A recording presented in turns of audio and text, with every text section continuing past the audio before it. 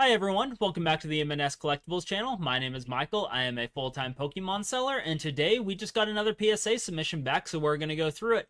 These cards are pretty much all modern, well they're Sword and Shield and Scarlet and Violet era, so some really nice cards in here, but let's get into it and see what we've got. Alright, 2 stacks, let's get into the first one. Starting out with Zapdos EX, so these cards, the 151 cards are so hard to grade. I know there's a lot of them out there, but I'm probably below 50% on my 10% on grading these. So a little tough, but that's all right. We take it and we move on.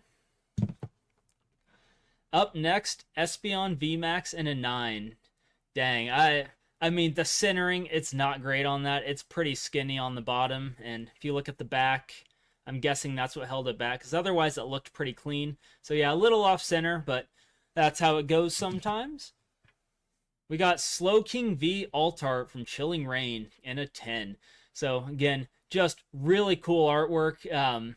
This card, it's not that expensive, but it's just beautiful. Chilling Reign's getting older. I know the print quality on these is pretty good, but yeah, just a really nice card. Next up, we've got Zapdos V from Chilling Reign Altart. Really nice card.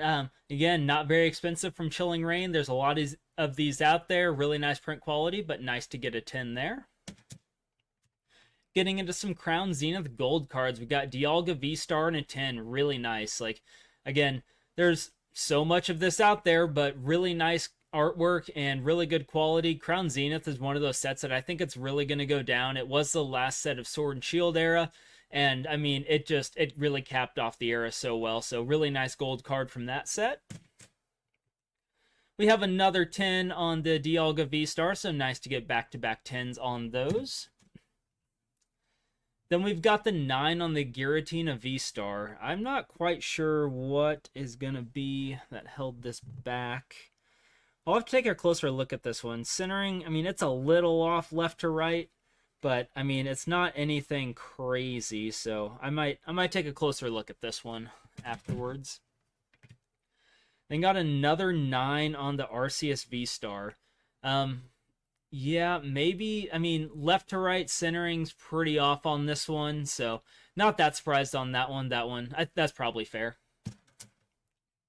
Getting in some Fusion Strike, we got Gengar VMAX. Not the Altart, but still a full art ultra rare. So really nice card. It's Gengar. Gengar's hot right now, so nice to get that one in a 10.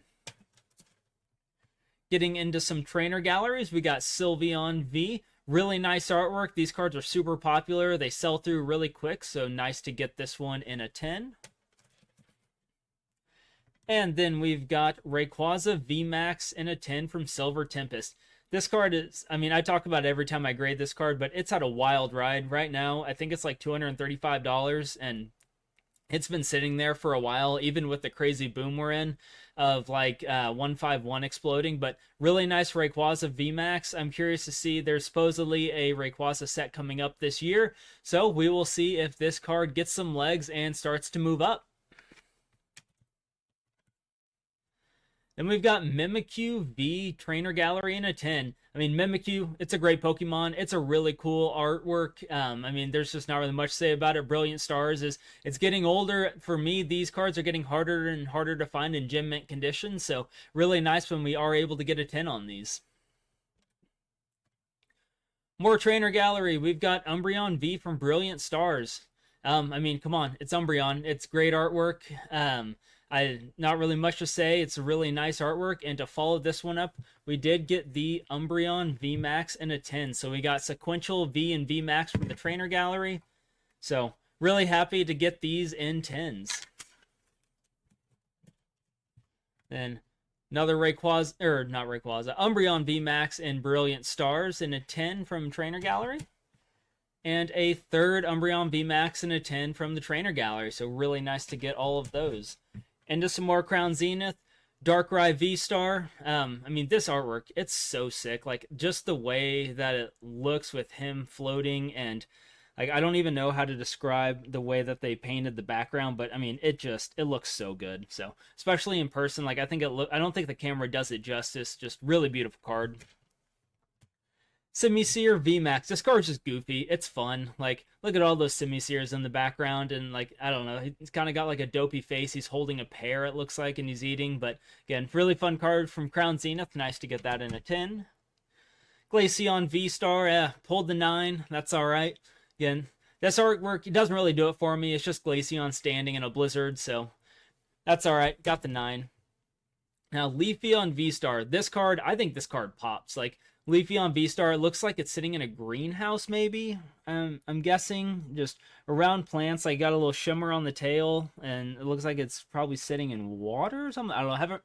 Haven't really dissected the artwork on this card too much, but, I mean, I think it really pops, so nice to get that one in a 10. And got another Leafeon V-Star in a 10, so nice to get back-to-back 10s on that.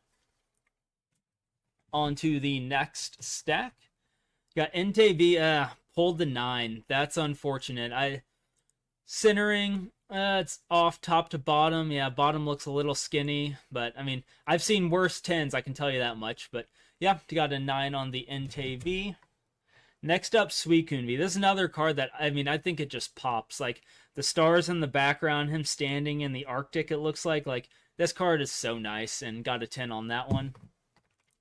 Back-to-back 10s on the Suicune V. Really nice. Love to see that. Charizard VMAX from Shiny Vault. This card, I will grade this card as long as they're available, and I hope they're available till the end of time. Like, it's a shining Charizard. It's just, people love Charizard. You can't beat it, so nice to get that one in a 10. Mew VMAX. I've started to pick up these rainbow rares. Like, oddly, I mean, there's still demand out there. I mean, this market's so hot right now, it's not really that surprising, but it's just a rainbow Mew. I'm sure it's a reprinted artwork from another Mew out there, but I mean, Mew's popular. It's a rainbow, and it sells through, so nice to get that one in a 10. Glaceon VMAX in a 10. I've graded a couple of these rainbow rares from Evolving Skies. They do not sell through. Probably not my greatest play, but, you know, I figured it was an Evolving Skies ultra rare, hard to get from an expensive set, but, you know, there's just not a lot of demand for it. I think the rainbow rares they're kind of plain, so not a whole lot to say about it, but yeah, nice Glaceon VMAX. Pikachu VMAX, got a 6. I don't know. I bought this card at near mint. I really don't know. I must have missed a ding somewhere, so I'm going to have to crack this out and try to take a better look at it. Well, maybe won't crack it. Who knows? I don't know. It's really hard to sell as a 6. I think that was just something on the... I don't know what that is right there. I think that's just on the case. Maybe a dent. I don't know. I'll take a closer look at it. We'll see what's going on with the 6. It's been a while since I've got a random 6. I've been pretty good about avoiding those, but got one on that one. I did have a 10 after that one that I sold back to PSA because they were offering like $400, and I think they were selling for like $420 on eBay. So nice to get those PSA offers when they make sense. Next up, Charizard VMAX Rainbow. I know the rainbows aren't like the best artwork, and this is just a reprint of the VMAX artwork. And I mean, he's not shiny, but it is a rainbow VMAX. I like this card quite a bit. I mean, he looks mean. It's a fun Charizard. He's huge. So, I mean, this card, it sells through relatively quickly. So as I list them up, I mean, they're selling in a day or two. So happy to get that one in a 10. Did pull a 9 on this one. Yeah, you can tell the centering's off right to left pretty bad. So I'm guessing that's what held it back, but you know, that's the way it goes. Sometimes you just gotta risk it, hope for the best.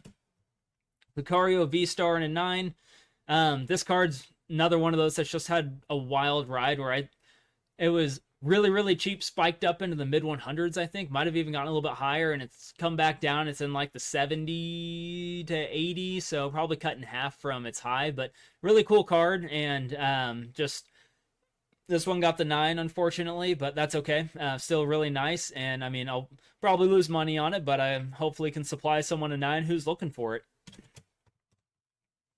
Did get a 10 on this one, so nice to see that.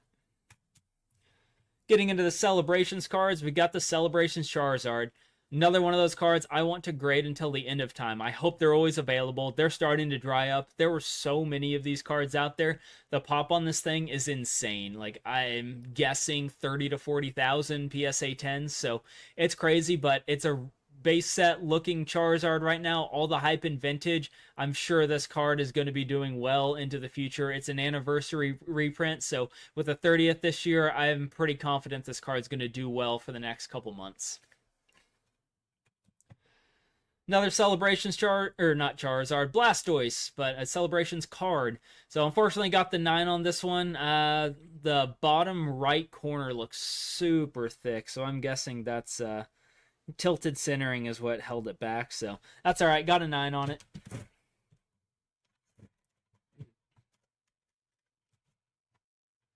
Next up, Mega Rayquaza EX and a 10, another Celebrations card. This one, I mean, I have some. They're not selling super great. I probably need to check my prices. I'm probably a little bit overpriced, but again, with the Rayquaza set coming up, I'm not looking to really fire sell these. They're not super hard to source right now, but a little harder than they have been in the past. So again, I'm not looking to fire sell them. They sell one every few days, maybe a week. So I really have to see how many I have in inventory. I'm starting to build a backlog, so I'm gonna have to check on this and see if I need to lower my price and see what they are actually selling for on eBay. Shiny Magikarp in a 9.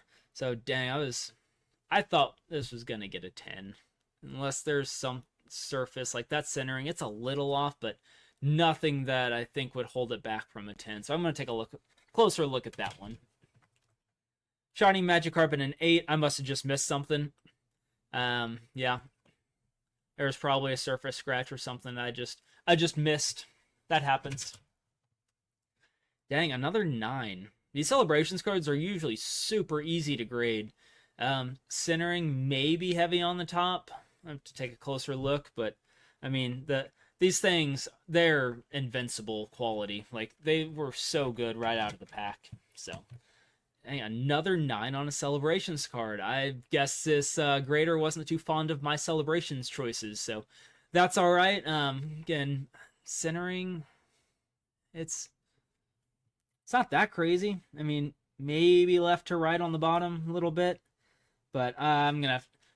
This is one of those cards, even if it is I think it's a 10 quality, it's probably not worth cracking out. Like, there's so many Mewtwo EXs out there. I think this card is like $10, or probably $8 to $10. So, I mean, cracking $8 to $10 out and grading for 25 probably doesn't make sense. So it's probably going to get sold as a 9. But yeah, that's just the way it goes.